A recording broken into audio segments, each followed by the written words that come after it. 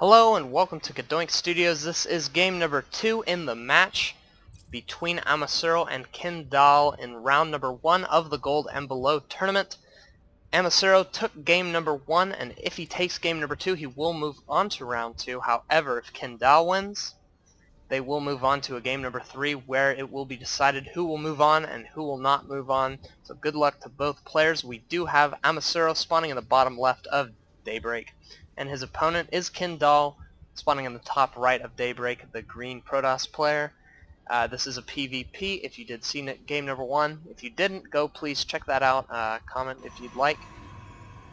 And yeah, it was a good game. We saw Amasuro taking it with a nice 3-gate robo play, very early pressure, while his opponent Qendal tried to take an expansion, but wasn't able to hold it as he did not have enough units to defend. As I said before, this is the Gold and Below tournament, a tournament for Gold League players, Silver League players, and Bronze League players. It's a best of 3 format from the beginning rounds all the way to the finals. And so yeah, this is one of the last few sets I have to cast for round 1, and I will be moving on to round 2. So yeah, looks like some pretty usual things. This is on Daybreak. I haven't seen too many PvPs on Daybreak, but Daybreak is an excellent map. You have this expansion here, which is not extremely easy to defend, not like Ohana, and not like something like Shakur's Plateau. You have a much wider ramp. And then to your third, you kind of have an entrance here into your third, which is also open to this area. But the interesting thing about this little spot right here is that you kind of have 2 little chokes here. You have one here, and then you have one here. So if you have a base here in the natural, and then you have a base here in the third, you really want your units kind of up front here, so that way nothing creeps up this ramp and then down that in order to attack this. And then the other thing is you have to watch out for attacking going on there. A lot of players will kind of wall off with gateways and stuff just to make sure that their third is protected. This is often a very good decision. The other thing is that you have this base in the middle that used to be a half base, but because of the Ladder Edition and Blizzard and their, I don't know, ideas and decisions, they decided to make it a full base with 2 gases. We'll see if that gets changed in the future and if more maps don't kind of get that half mineral sort of thing. Also, you have 2 watchtowers here, which are useful and not useful. I find them to be pretty useful. I think they're kind of in weird spots. They couldn't really be anywhere else, I guess, but I don't know, I just find this as interesting placement. And then also you have these destructible rocks in the middle that make the distance between the 2 watchtowers a lot shorter. Often a lot of in-game, late-game transitions and battles will go on right here, as one player will have kind of this half of the map, and will have this watchtower, and the other player will have this one, and they'll kind of push through the center. Done a lot of TVZs like that where creep has been spreading across here, and I've been sieging up tanks and moving across. It's kind of an interesting map. I really like it. A lot of nice little corridors and ramps and small chokes, and I don't usually like maps like this. I like maps with a lot of open areas, yet Daybreak seems to be one that I enjoy, just kind of the dynamics of it. I don't know, I think it's a fun map. So anyway, we see normal things coming out for Qendal. He's getting his 3 gateways up, only getting 1 gas this time, so he might be going for a 4-gate, something like that.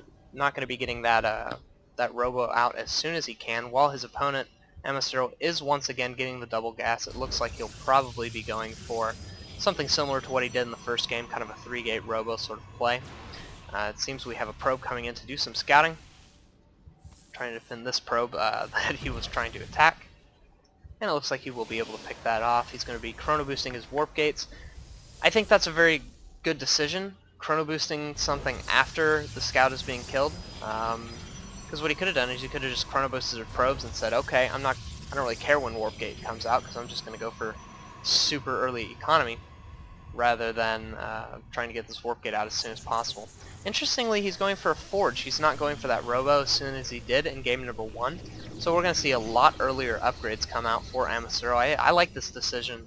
Upgrades can make a huge difference in a fight, and if you can catch your opponent off guard, then you can really mess with them. The other thing is the probe got in here and he saw the 2 gas, so he could very easily guess that Amasuro is going for like a 3-gate robo sort of play. That's something that, you know, I kind of conjectured on when I saw the 2 gases. And so when he's transitioning into something passive like a forge, you're kind of putting your opponent in a position where he thinks, oh, I need some units, I need to do something. As we see, he does have a lot of units.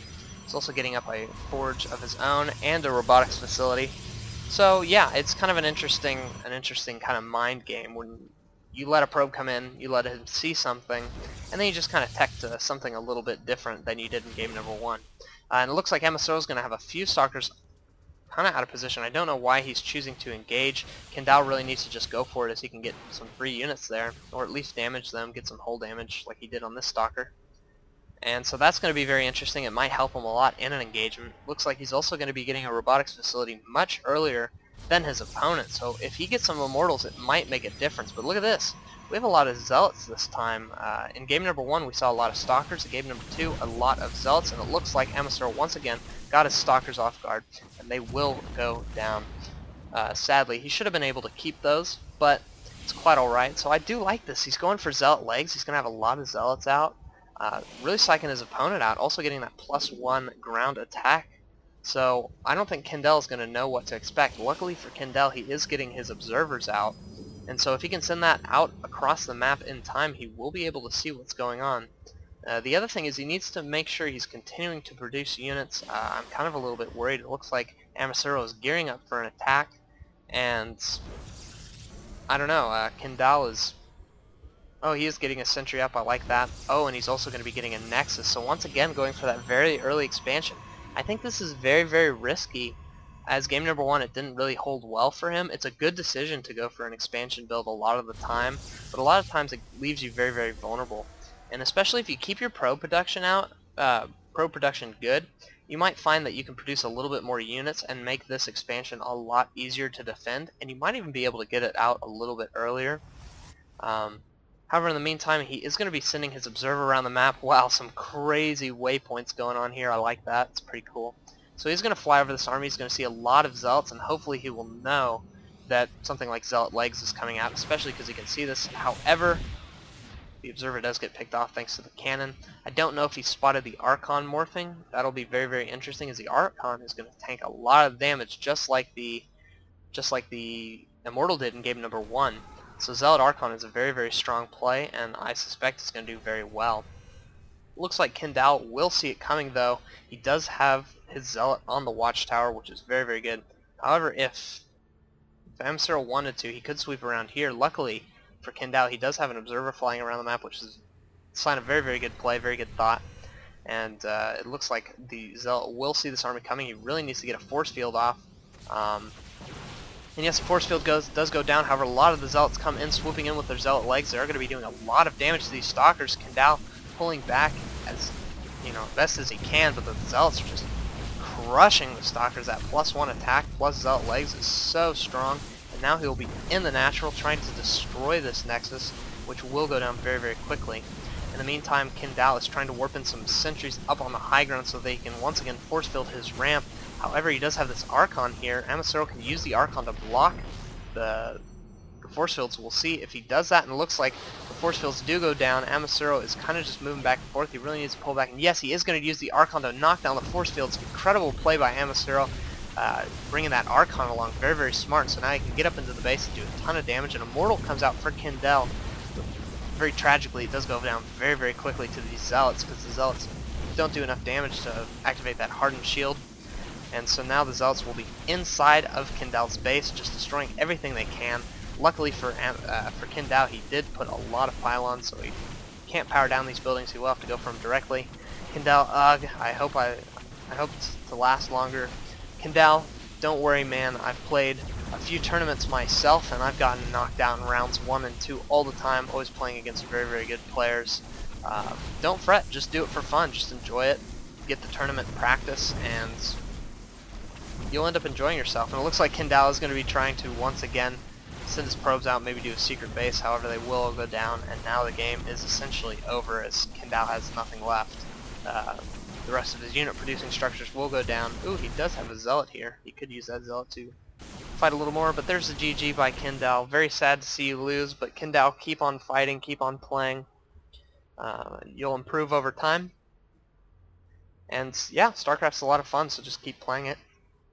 And congratulations, Amasuro. I think we will see you in round number 2.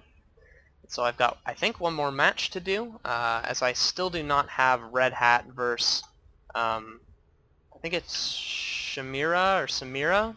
I do not have that game, and I think that Samira said that he does not have the replays. So if you're watching this, Red Hat, please send those along, and even if it's after round 2 or 3, I'll cast them for you guys and upload them. But yeah, now I'm going to move on to another match, and yeah, thank you guys for watching.